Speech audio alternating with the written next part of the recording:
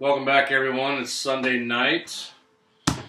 Gotta go to work tomorrow, which means I can't work on this like all night through the night or anything like that like I want to, but it is what it is. So, what did I get done today? What have we got finished? What have we completed? So, over the weekend, I thought I'd be a lot further than I am, but I'm not. So, what I have gotten done, I was able to chop all 4 dados, housing dados. I made a big decision to continue with the large apron in the rear, and it is turning out just fine. I have it with the strong backs, like I was talking about earlier, little braces on the front side of it. I'll show you that in a second. And since I went ahead and stayed with it, I was like, okay, well, the next step is to make some wedges and some wedge holders or holdbacks. The piece that holds the wedge from coming out. Not that it ever would, really, but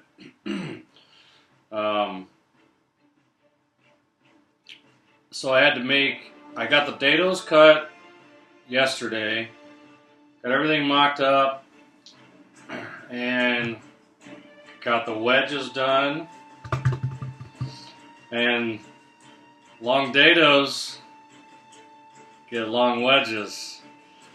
And I put a cool little thingy on here too. So these are mahogany. They'll look really sharp once I get them finished and they're wet. They'll look pretty friggin' awesome, I think. And each wedge, I can tell you, each wedge is just a hair different. Like this, for instance, this one here is a smidge wider up here than it is on the other one. Well,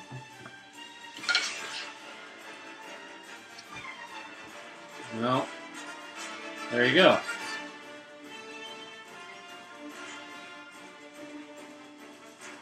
So, you can see they are different, and if you didn't notice,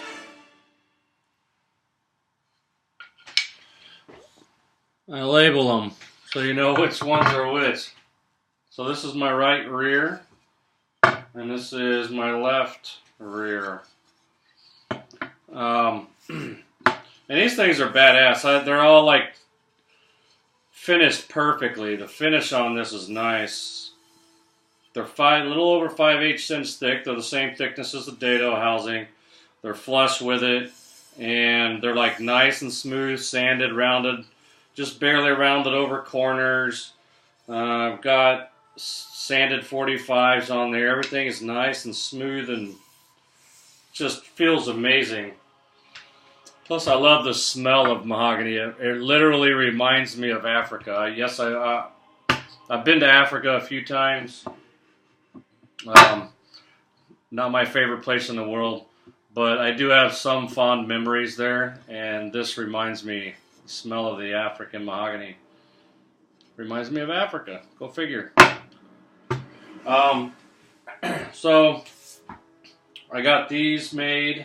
These took quite a bit of the day, a few hours. Laying it out, finding out what angle, and the angle ended up being, I think, right about 4 degrees or so, something like that.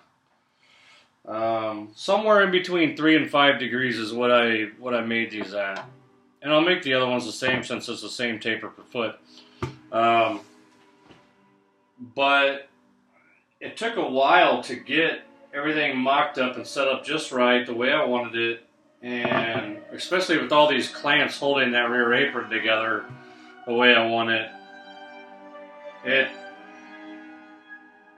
It took It took some doing, but I adapted and overcame. We're here. We are where we are now. So let's look at it. I tried to get my phone to work, and it's not. For some reason, the video will not. The video's not loading, so it won't load into the computer. So,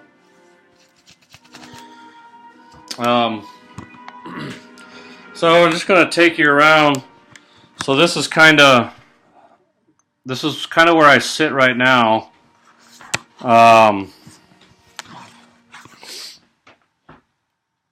So these are the strong backs I was talking about. Just some 2x4s that I have clamped here and here at the top and the bottom, because it bowed like that, right? So it was bellied in the middle towards the bench, in the middle, and so I'm just basically taking something like this and kind of straightening it out by doing that. If it was the other way, then the strong back would be on the other side. I think you get what I mean there.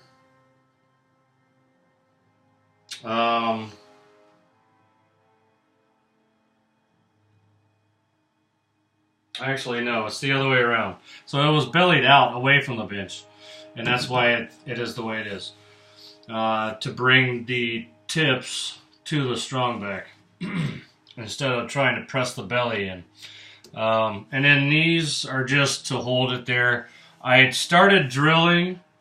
I drilled all the way through, so these are set. I just have to make a jig, because I drilled through, and then I went to go do the, since it's a long dado housing, I went with with 2 bolts, and they're 1/2-inch bolts, and they're 1/2-inch bolts. I was going to recess this for obvious reasons, but trying to recess this by hand, not as easy as you might think, especially once the damn hole's already there. So go with the big hole. When you go to do it, go with the big hole. I learned my lesson on these two. Do the big hole first, and then go to the smaller hole, because you can't do it the other way around.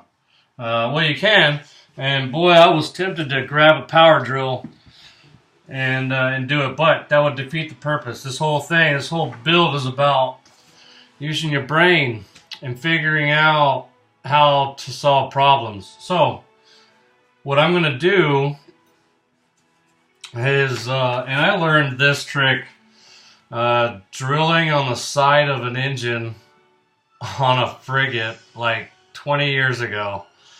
One of my old bosses a long time ago taught me this one. But what I'm going to do is I'm going to, and it sounds easy, but I didn't know at the time, so I asked for help, and that's when I got the advice. But I'm going to make a jig that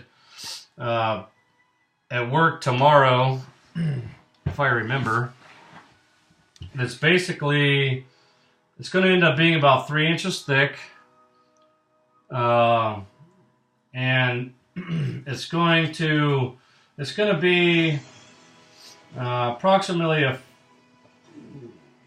8 to 12 inches, something like that. And it's going to have a 3/4, because I'm going to use this. I'm going to use this this system for doing the dog holes too. So just kind of speeding up making the jig. But I'm going to make it 3 inches thick, and or 2 inches thick. I don't know. It'll be a couple 2-3 inches thick, and I'm going to go ahead and make it. I think a foot long would be about perfect for the dog holes and everything too. So I'll make it a foot long, and I'll drill a half. Well, this is This is slightly larger. This is 9/16, so that the 1/2 inch fits in there really nice and easy. And allows the room for the wedge system to actually do what it's supposed to do. And so I'll drill a 9/16. No, I won't drill a 9/16. I will drill an 1.5 inch hole in there, and it will act as a jig. I'll clamp it to the apron and place it right over the hole, and that way it'll act like there's already a hole there, an 1.5 inch hole. So it'll use it as a guide. So I'll use the guide jig to guide that drill bit in. I don't even know if you could do that with a power drill. In fact, I know you couldn't, because there's nothing to center, nothing to keep you on center. So that's what I'm doing. I'm making the center in the form of a drill guide. So, and then I'll drill on one side. I'll drill an 1.5 inch, and on the other side I will drill 3/4 for my dog holes on the top of the bench. So that'll get me through that. But I was so tempted to just go grab a power drill and go for it, but it wouldn't have helped in this situation anyway. So moving on. So I gotta make that jig, and I'll finish bolting this up tomorrow. And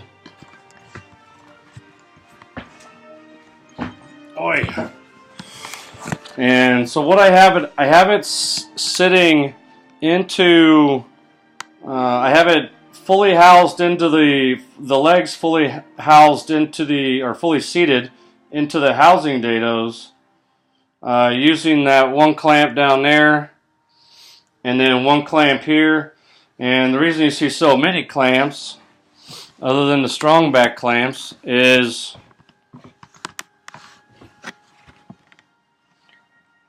because I've got this clamp right here holding this 2x6 up high enough to be able to clamp all the way across to here to keep this, and it's like not tight at all. Look at that. So it's not real tight. It's just simply holding that apron up against the leg, so that when I drill, everything is nice and seated. Plus I needed it to be able to make the wedges.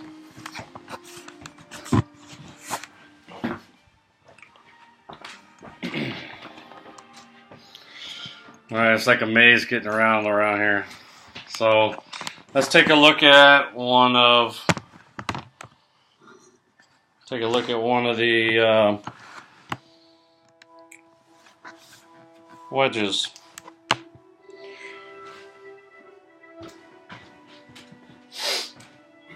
So the way this system works, let me get my left rear, is this wedge slides right in here, and then you slide it down. And what I do is I make sure it's seated that way,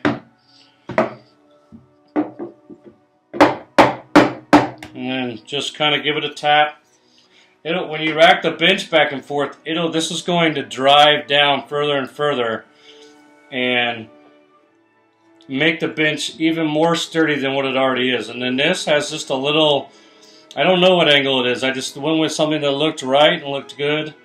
And then this thing was literally 14 inches long, so I cut them in half at 7.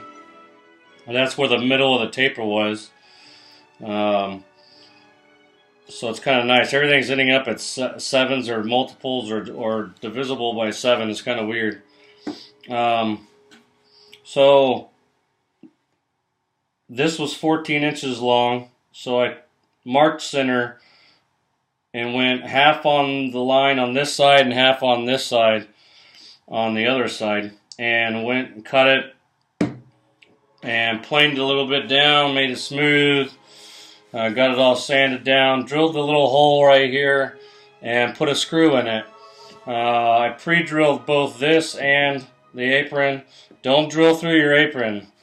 I just went a little bit, just to give it a little bit of grace there, and then beeswaxed up the screw and drove it in. And so this seats all the way down in there, and then this here just slides just like so. And it's got an angle for a reason, obviously. And it just pivots right in there and seats right like that. And that traps this in place. And the more this bench gets racked back and forth, the more this wedge will drive down in, and the tighter and sturdier the bench will become. And I did it obviously on both sides.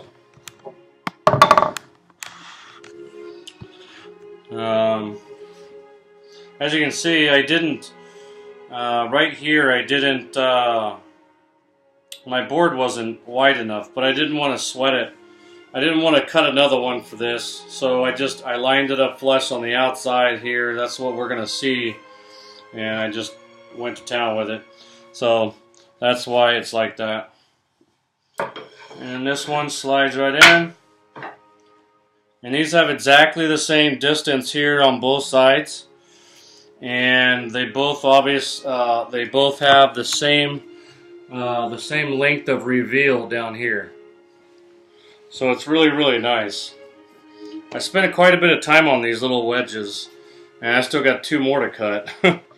But it takes a second to get them like perfectly flush right here, and to get the taper just right.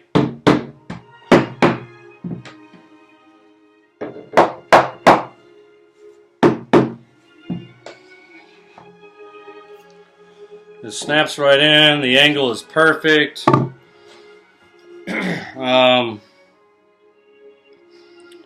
Yeah, so that's that. Overall, did I get what I wanted to get done? No, and it seems like I never get it done, everything that I want to get done. But it is slowly coming along, and I'm making progress every single day. And that's what counts. I'm not going to stop. This bench will be built. It's just a matter of when. So stay tuned, and you'll see the finished project, or the finished product eventually. If you have come along for the bench build, I'm hoping that you are learning something, learning from my mistakes, learning from my techniques, whatever. I will, at the end of this series, I will do 2 videos. One will be an overview of how to use the bench and why I built it the way I did, and you know its strengths and its weaknesses, and kind of go over the actual build. Then the second video I'm going to do, I've been keeping kind of a journal of things that I'm learning, throughout. You know, I'm drawing it up. You've seen my rickety drawings, but I'm drawing it up. Sketches of, I just sketched out my wedge today before I built it, before I made it. So I sketched the bench, I sketched the wedges, I sketched everything. But the second video, what it's going to be is basically a kind of thoughts that I've had, like challenges I've been presented with and how I overcame them. Some things that you need to remember when you're doing it, when you're building a bench like this, that could drastically change the end result if you don't do it. and things. That, I mean, there's a lot of different ways to do things, but some of these things are, I don't know, I call them dream killers. They don't kill my dreams, but they'll kill somebody else's dreams if they don't watch out. So, so that's what the second video will be about, and I'll go over the, when I go over what I'm talking about, obviously I'll have the bench built, and I'll be able to point out exactly what parts of the bench I'm talking about, and who knows, maybe I'll figure out how to edit some video a little bit. So that's about where I sit, and it's time for me to wrap this up. I'm already cleaned up, thank God, and I'm gonna, damn, I got a sap pocket leaking all over my board, on my top, my big section of my top. Boy, the fun never ends, does it? So that's where I sit, and I will probably, tomorrow I'll stop off on my way home and get 2 more lag bolts, because I only got 4. I didn't realize I was going to be doing such a long apron when I bought the hardware. So since I went with 2 bolts on either leg for the long apron, I got to get 2 more bolts to go for the short one up front. So I'll stop off at the hardware store and grab those tomorrow, and I'll come home with my jig, countersink these, bolt that up. Once that's bolted, and that's why I have to stop right now, is because I have to be able to bolt that, and I can't bolt it without countersinking, because that's the length of the bolt that I got was for the countersink. So once I get these bolts countersunk and the apron is bolted on, then I can go about the business of dry fitting the top to the apron, and then make sure everything is good and flat there, no gaps or anything like that. And then I can glue that and let it sit overnight. Hopefully I get that glued up tomorrow night, and that'll be that. Then I can start working on the other apron. And once I get the wedges made for that and get, the housing dados are already cut, it's just a matter of making the wedges and the little pieces that hold the wedges in, and then I'll be able to mount that side and glue that top to that apron. And then bolt it up too. And the last thing after that is fitting the wellboard, and then we're mounting vices. That's what I'm talking about. This is good stuff. I get so excited because it's like, when I start talking about what I have left, it's like less and less until it's the end. It's game time. It's over. I have my bench. Almost 2 months ago.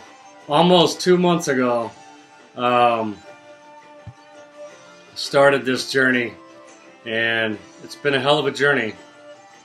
And I hope you tag along for the rest of it. It would be a shame to stop now. We're so close.